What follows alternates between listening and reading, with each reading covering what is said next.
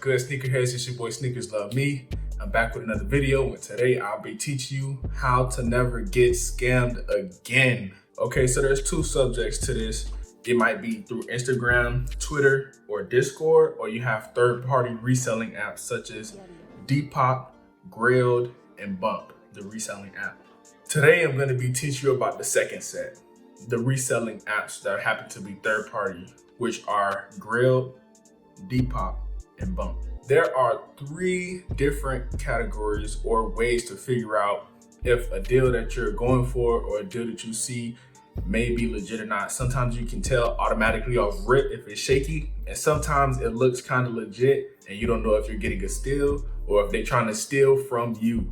So I'll get into it. Here are the three subjects. The first subject is some deals just might be too good to be true. Maybe it might be a shoe that's expensive. So say for instance, a mocha, and they might have it for $200. That's too good to be true. But sometimes they might have it for $320 or a price that it was later at and the price went up, like how they're at $400 now and they were at $300 before. The second is condition. So there are shoes, some people like retro shoes, some people are archive types when it comes to sneakers. So say for instance, the Yeezy Red October, the Nikes. If somebody tells you that they have a dead stock pair, they are lying to you. There are no longer any dead stock pairs, complete dead stock with tags, extra laces, the whole nine, completely good condition box. That's capped. That's just not happening. It's too far off. It's too far on. For such a low quantity shoe that released 7 years ago, there's no more dead stock pairs. And if it is, it's gonna cost you your whole body. No, not an arm, not just your leg, but the whole body. So just dead it. If somebody say they have LeBron 9 Big Bang, you know, these my grill. This is my grill. LeBron 9 Big Bang, dead stock, no fraying on the sides. You know, the LeBrons used to fray on the sides. You remember that? They used to fray on the sides. 2012 was a crazy year. They used to fray on the sides. Somebody tell you they have dead stock pair and they perfect condition, it might be capped. Depending on the price, you would know if it's a legit deal or not. Next up, you want to look at the account reviews. If somebody's under 5 stars, if somebody's under 4 stars, depending on what the reason might be, you don't want to buy from them, period. Because some people just pick and choose who they want to scam, and some people just do it off random, just based off the vibe that they get from you. So you always want to check people's reviews, even if they have one review of them not sending a package out or scamming somebody. I would highly recommend that you don't do a deal with them, that you don't do business with them. Now, sometimes it may be some miscommunications and package goes to the wrong place, or the person that left a bad review tried to scam them or blackmail them, because that has happened sometimes in the past. Some people get blackmailed because people want to leave bad reviews and for something free or whatever the case might be. But not only do you want to check those reviews, you want to make sure that these are real people.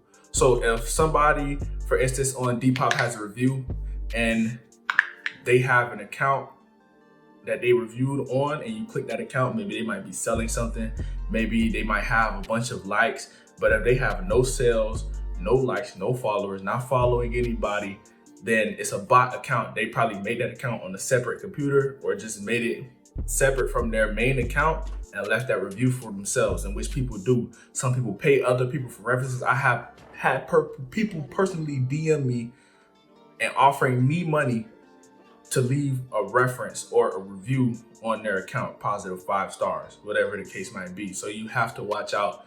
Everything that glitters isn't gold. People have eBay bots, all that, everything imaginable. It's crazy. You wouldn't even believe me if I told you some of the things. So one way to make sure somebody is legit is to not only make sure they have great references, but make sure that those references are real people. You know what I'm saying? Personally, one method that I use is just to message somebody that maybe look active, they post often, or whatever the case might be, just to make sure that that person is real, and just ask them, how did they do business? And if everything lines up, then I'll be okay.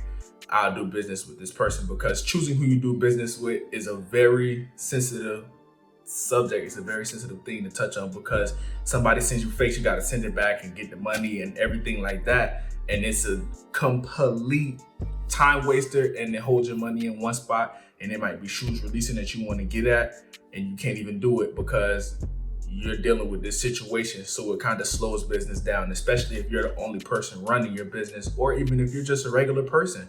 The average person doesn't have time to be messaging back and forth and sending off packages and waiting a couple of days to be moving around a couple $100 that somebody just tried me and sent me fakes. Now I'm trying to get my money back. You know what I'm saying? So you don't want to deal with that. Another way to solidify and make sure that somebody is an authentic seller and are who they say they are is that external accounts. So for instance, through Depop, you can have an external account. You can leave a link. Maybe someone might leave their Instagram link to where they have their business linked, and then you can check through there, and they might have their Twitter link or YouTube link through there, to where you can see, okay, this is a legitimate business, this is a legitimate person, so now I'm gonna do business with them because they are who they say they are, and it isn't just an account made up overnight or a broad account that has a lot of followers and it's just scamming everybody just off the amount of followers that they have. You have to understand one thing when it comes to this business. Don't ever trust anybody until it's official. You can't really even trust people that you're already doing business with, because sometimes people change. Somebody might just have to do something one time. Maybe they get sold fakes and it costs them a lot of money, so they'll sell it to you and try to get that money back and won't tell you until you get it. So you just have to be careful. You can never be too careful when it comes to choosing who you do business with. My personal advice is to have a select few, about 5 to 10 people that you do business with, that you're comfortable with, that you know, maybe know in person. You maybe met them at SneakerCon, maybe know them from school and know them in real life.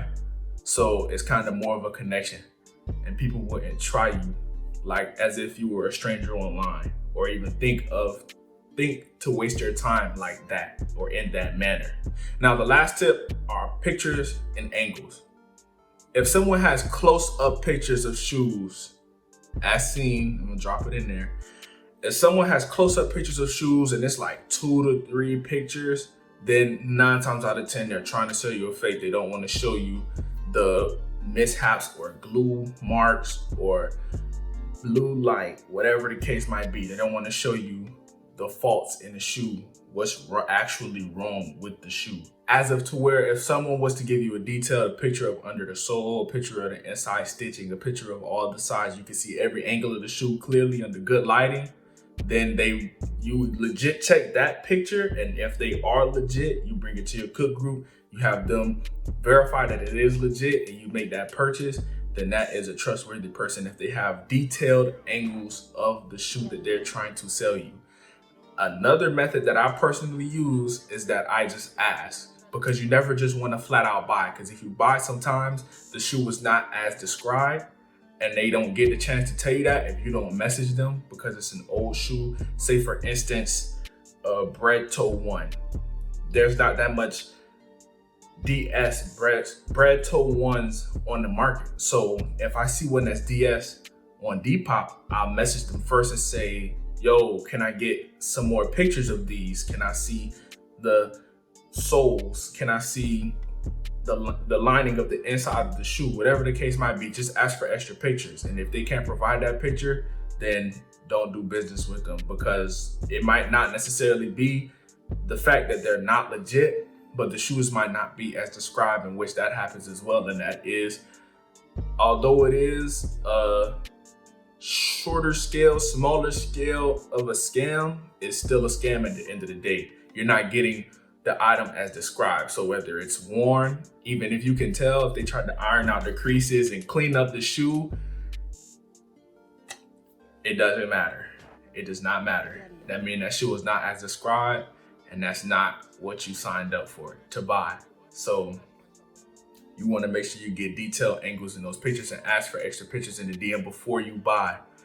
always mention before you buy on these third-party apps, because sometimes people are not often on that app, or the shoe might already be sold and they forgot the market is sold, or the price rose, or whatever the case might be, and they disagree, and then you have to get your money back.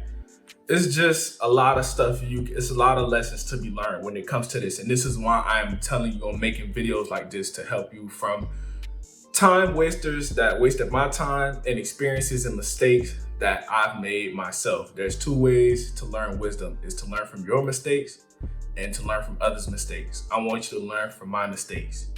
And just as I want you to learn from my mistakes, and I make a lot of videos just like this where you can learn from my mistakes, as you check my other video on Are Servers Worth It on my channel, I tell you, if you're a sneaker body, are servers worth it?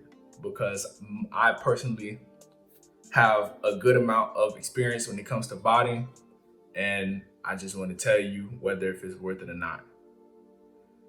Anyways, that's it for today. It's your boy Sneakers Love Me, and I'm out. Peace.